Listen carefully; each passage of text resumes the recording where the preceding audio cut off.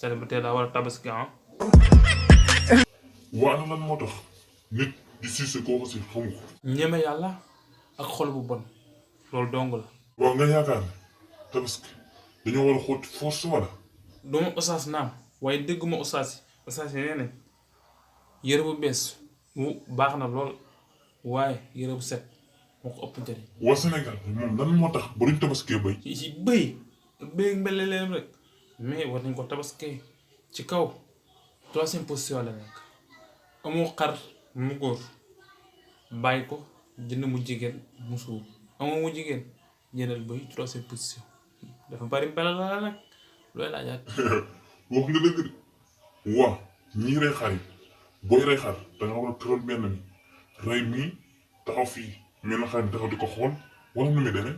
loolu dof yi rek ñoo koy def mais loolu xel donc nanguwu ko yow ku reyoon sa morom teg la ne wala après nga xam ne dañaa war a rey ah yow it dana garaaw loo boo rey reyal mii ba pare doo ko indi meneen rey dafa métti. Sénégal ana lan moo tax célibataire yi buriwuñ seen bopp ci tabaski gi. foofu moom dañ fa juum tabaski boo ko mënee danga ko war a def bul xaar ba nekk marié célibataire daa war a tabaski ah.